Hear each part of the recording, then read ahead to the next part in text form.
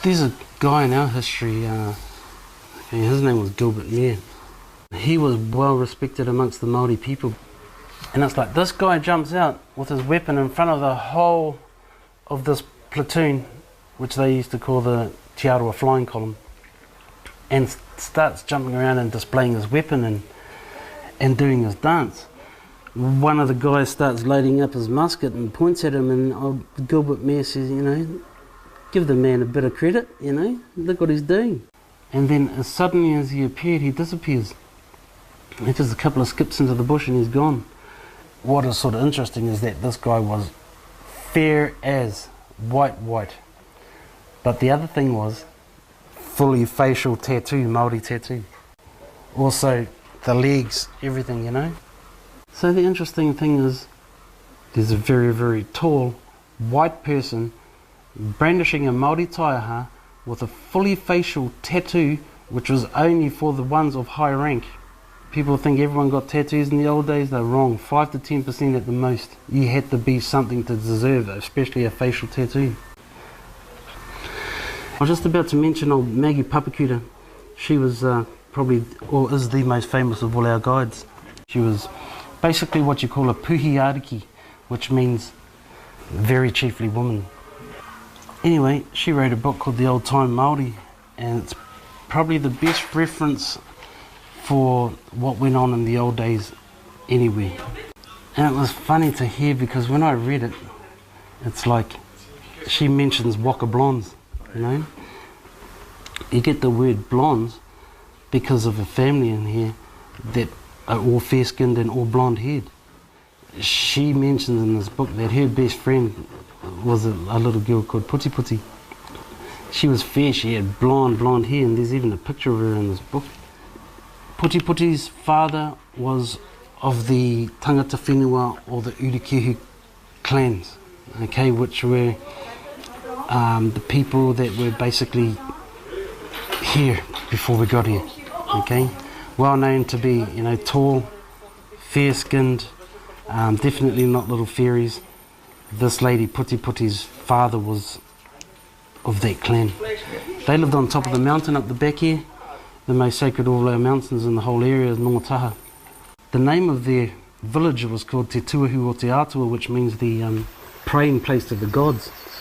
And that's basically where the Patu Paiari here lived. It's still up there. You know, we used to go out there when we were kids. And it's like you can still see the mounds, you know, that sort of thing. And as for the whānau that are in here, the Tōnahis, they're still around. They're all still blonde. Were these people real or not? They were. We've got a family, you know, who descend from them. Yeah. And I have 3 nieces who were born with red hair as well, but brighter than his. We've got people in New Zealand who were once described as the waka blondes. And these are people who have a different lineage than the Polynesian people. And I grew up with many of them. I knew many of them in my formative years, worked with them on work gangs. They were the people with red hair, freckled faces. They were distributed throughout New Zealand, and they were Maori, but they had come through a completely different lineage. And a lot of them actually have very traceable whakapapa that's much, much older than any of the Polynesian Maori whakapapa. And they know where they came from. I know one individual, an old kuia, a very dignified lady, who claims to come out of Persia. And the area that she's talking about, very close to India.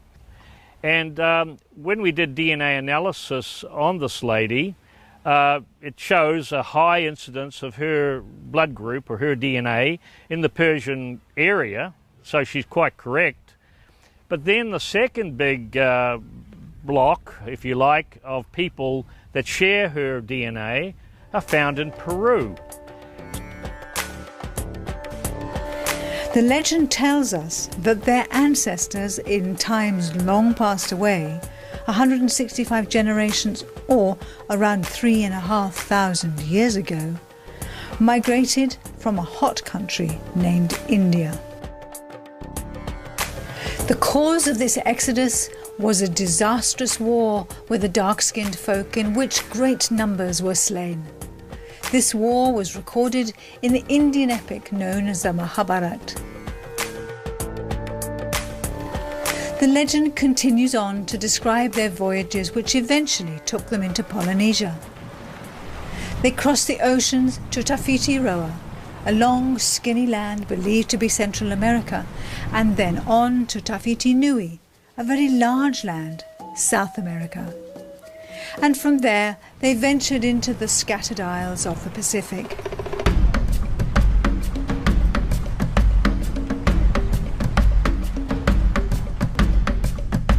This Tuhoi story describes a very different history to the one that asserts that the Polynesians came from Taiwan, and it could even turn Pacific prehistory on its head.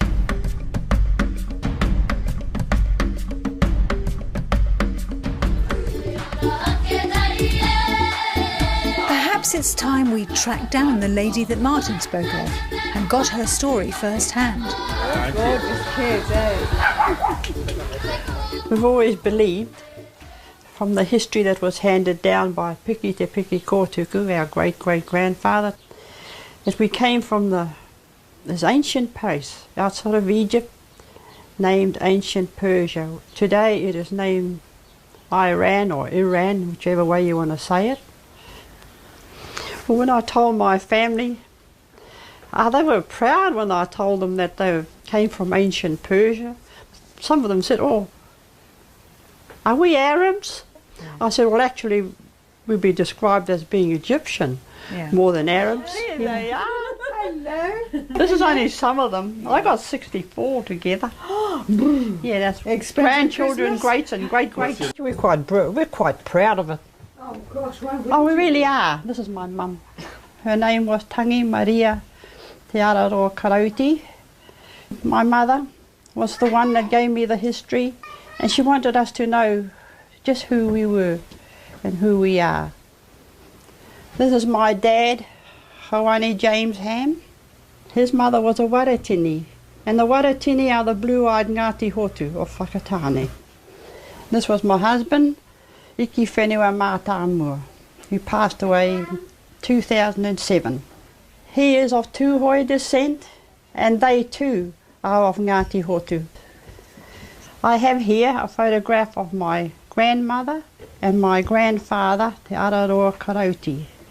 And my grandmother was red-headed and she had the green eyes, and she was a very, very fair lady.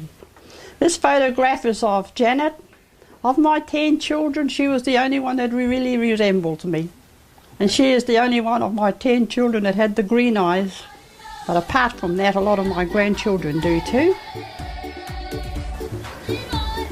We couldn't believe our eyes when we first saw Monica's family. Right in front of us was a living representation of the green-eyed, golden-haired people we've been looking for. They're not just fairy folk of the forest or mythical beings. They are real.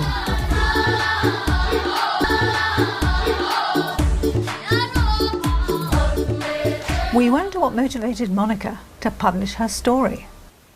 Well, in 2006, I was at the hearings, and this witness was saying that we were no more, that Ngāti Hotu had been wiped out, eaten out. It was quite hurtful hearing this story, and I was sitting there and I thought, oh, hell with this. I'm going to take this through the Waitangi Tribunal and prove that we still exist. And I gave my history, and the judge at the time, which was Judge Wainwright, she put it on the internet and it went worldwide, and there was a lot of hits came back from everywhere who knew of the people of Ngāti Hotu. And it was seen by the e-local magazine, who took up the story. And from there I did my DNA with the Geographical Society DNA Registrar, and that DNA was sent to America to be analysed, and it proved that we were of Ngāti Hotu, and every bit of the history I gave at the Waitangi tribunals was correct word to word. And my DNA took me, it went to Germany, into Russia, America, among the Inca people. Now in Peru there's a cave there. There's painting in the caves that depict the Ngāti Hotu people being chased out and getting into their boats.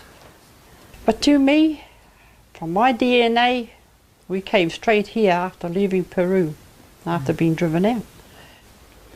In South America, there is plenty of evidence of native people with golden hair and green eyes. For example, the Oricano, the Paracas redheads, and the Chachapoya blonde-headed cloud people of the Andes.